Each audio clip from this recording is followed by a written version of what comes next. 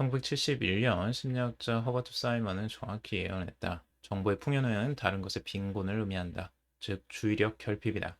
학교에서는 주의력이 창조와 번영의 원동력이라고 말한다. 자동화 시대에 인기 있는 직업은 하나같이 창의적으로 문제를 해결하는 능력을 요구하는데 그런 능력은 당면한 과제에 고도로 집중할 때 발휘된다. 안녕하세요. 마인드 스위치입니다. 금일은 초집중이라는 책의 내용을 가지고 이야기 나눠보겠습니다. 우리가 살면서 어떻게 해야지 이래서 성과를 빨리 올릴 수 있을지, 그리고 어떻게 창의적이고 능동적인 삶을 살 수 있을지에 대해서 고민을 합니다. 그 해결책으로 이 책에서 이야기하는 건 초집중, 집중력을 발휘하는 겁니다. 우리가 집중을 할 때 좀 어려운 점, 집중이 중요하다라는 부분은 많이들 공감을 하실 텐데요. 문제는 이 집중을 하는 게 참 어렵다는 거죠. 집중을 하기 왜 어려우냐? 그 원인들을 살펴보면 보통은 우리가 평상시에도 이메일이나 뭐 뉴스, SNS, 뭐 인스타그램이나 뭐 유튜브, 뭐 넷플릭스 같은 굉장히 유혹되는 요소들이 굉장히 많다라는 거죠. 그렇기 때문에 이 집중을 하기가 어렵다라는 거죠. 결국엔 딴짓을 워낙 많이 하기 때문에 이 딴짓 때문에 실제 본짓, 목표에 다가가는 그 본짓을 아, 제대로 집중해서 하질 못한다라고 말하고 있습니다. 이 책에서는 딴짓과 본짓을 이제 명확하게 나눠서 이야기를 하고 있는데요. 딴짓이라는 건 목표 달성을 가로막는 행위를 말하고요. 진정으로 원하는 그것에서 이 멀어지게 하는 행동을 딴짓이라고 정의를 내립니다. 그리고 본짓은 목표에 다가갈 수 있게 만드는 행위이고요. 진정으로 원하는 것에 가까워지는 행동을 말하는 거죠.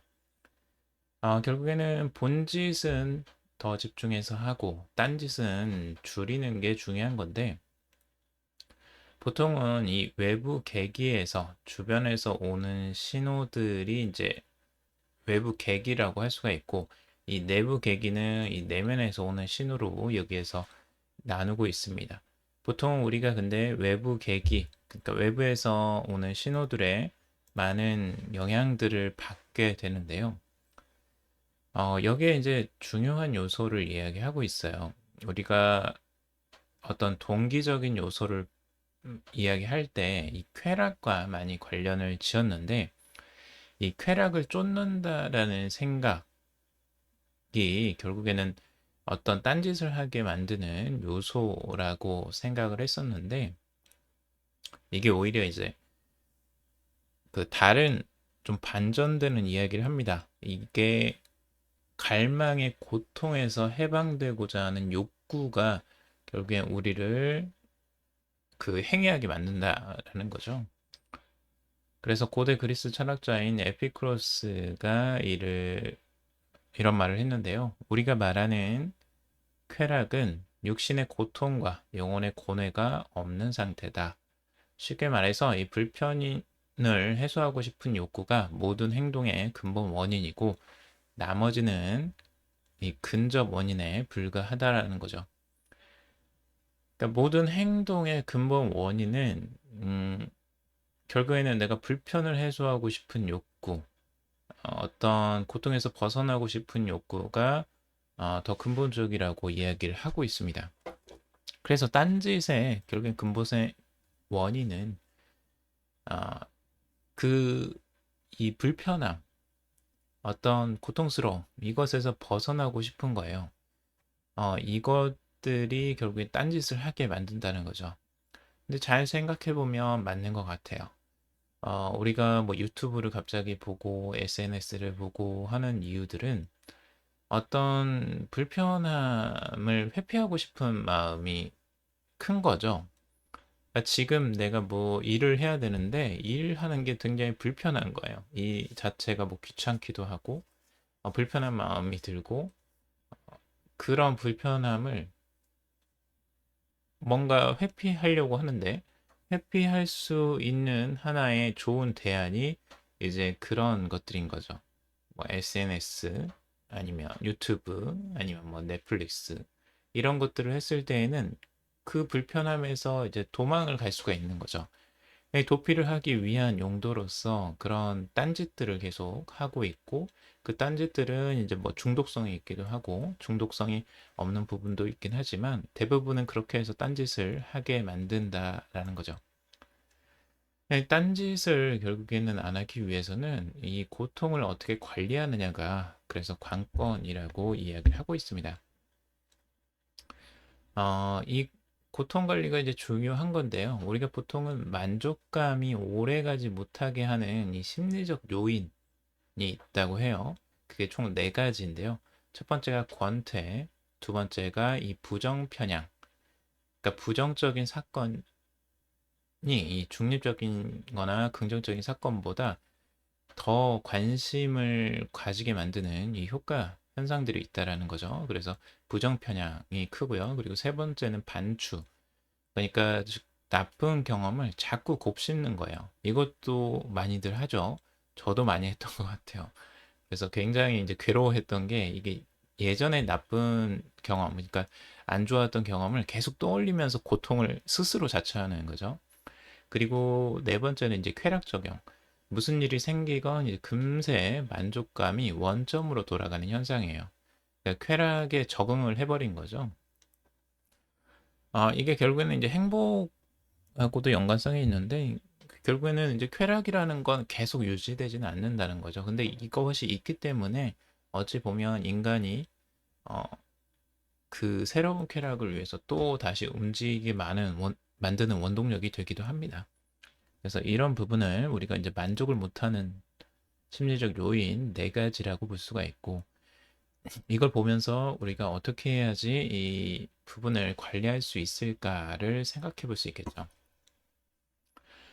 그냥 평소에 이 관념, 이 생각이라는 것도 되게 중요한데요. 우리는 이제 행복이라는 걸 굉장히 원하고 행복 자체가 정상적인 상태다라고 이 생각을 합니다. 근데 이 저자는 그게 잘못된 생각이라고 버려야 된다고 하고 있어요. 불만이야말로 이 정상적인 상태다라고 합니다. 어, 우리가 평상시에는 무조건 행복해야 된다라고 생각을 해요. 그래서 행복한 게 가장 평범한 거고 정상적인 상태인데 나는 지금 그거에 대한 불만을 가지고 있고 어떤 어려움을 불편을 가지고 있는 거예요. 그러니까 평상시에 이런 마음을 가지고 있기 때문에 나는 비정상이다라고 생각을 하는 거예요. 제가 코칭하면서도 많이 놀라는 게 이런 부분이거든요. 그러니까 내가 생각하는 부분을 혼자서만 생각하기 때문에 이게 비정상이라고 생각하시는 분들이 많거나 아니면 이게 일반적이라고 생각하는 경우도 꽤 많아요. 그러니까 자기 자신은 혼자서 그 생각하는 것들이 보통은 이제 그런 부분에 대해서 오해를 불러오는 거죠. 그래서 전반적인 부분을 이제 다 살펴볼 필요가 있는 거예요. 그래서 이런 생각만 전환해도 엄청난 해방감이 든다라고 저자는 이야기를 하고 있습니다. 그래서 이런 생각을 한번 바꿔보는 것도 굉장히 도움이 될 것 같고요. 그리고 한 가지 방법을 제시를 합니다. 딴짓의 함정을 피하는 방법입니다. 여러분들도 한번 적용해 보세요. 10분 원칙이라고 이야기를 하는데요. 어떤 답답함이나 이 무료함을 달래기 위해서 갑자기 이제 폰을 보고 싶을 때, 스마트폰을 보고 싶을 때가 있거나 아니면 SNS를 보려고 막 하잖아요. 근데 그럴 때마다 자신에게 이렇게 해도 되긴 하지만 지금 당장 하지는 말자라고 말을 한다고 합니다. 그래서 딱 10분을 기다리는 거예요.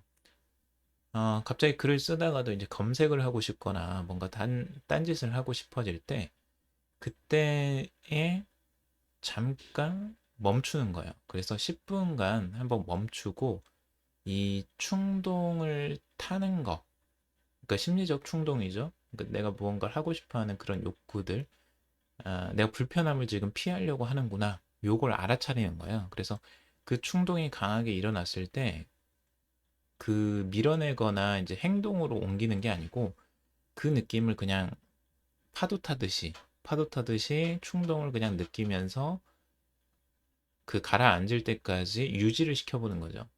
그러다 보면 그 충동이 알아서 천천히 이제 사그라드는 거죠. 그러면서 10분 후면은 그게 없어져 버리는 거예요, 결국에는. 그래서 그걸 관리하는 것들인데 결국에는 이제 감정에 집중하는 부분이라고 볼 수가 있는 것 같아요. 그래서 여러분들도 한번 어떤 충동이 느껴지고 갑자기 스마트폰을 막 보려고 할 때 그때 한번 이런 10분을 한번 그 충동을 느끼면서 아, 충동을 내가 지금 느끼고 있구나에 집중하면서 그 충동과 함께 있는 거죠. 그 감성을 느끼면서. 이제 이런 경험을 한번 해보시는 것도 재미있을 것 같아요. 실험해보고 뭐 되면 좋은 거고 안 되면 뭐 어쩔 수 없는 거 아니겠어요? 뭐 크게 뭐 손해 나는 건 없으니까요. 자, 그리고 여기서 굉장히 재미난 연구 결과를 보여주고 있어요. 이언 보그스트라는 사람이 이 재미에 대해서 연구를 하는 사람이라고 해요. 되게 재미난 게 많죠. 세상에는 참 다양한 사람이 많은 것 같아요. 이 재미만 연구한대요. 그래서 이 사람이 이제 재미에 대해서 재미와 놀이에 대해서 설명을 하고 있는데 이게 꼭 즐거워야 하는 건 아니래요. 그러니까 우리를 집중시키는 도구로 그냥 활용할 수만 있으면 그만이라고 하는데 이 재미라는 건 결국 익숙한 상황을 의도적으로 새로운 방식으로 처리했을 때 생기는 결과다라고 이야기를 하고 있어요. 그래서 어떤 과업 자체, 어떤 일에서도 이 새로운 방식을 찾고 그것들을 처리하는 그 과정에서 재미를 느낄 수 있다라고 하고 있어요. 그래서 여러분들이 실제로 어떤 일에서든 이걸 활용을 해볼 수가 있습니다. 재미를 느낄 수 있다는 거요.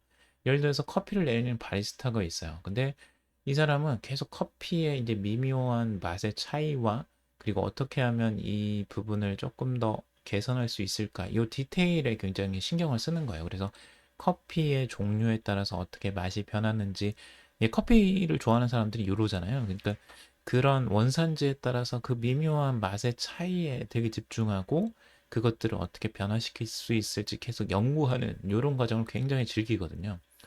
그러니까 요게 재미로 요소로 나오는 거죠. 뭐 자동차를 좋아하는 사람은 그 자동차의 그 부품 하나하나에 되게 집중하고 그것들이 어떤 영향을 미치는지, 자동차에 영향을 미치는지를 막 연구하기도 하고요.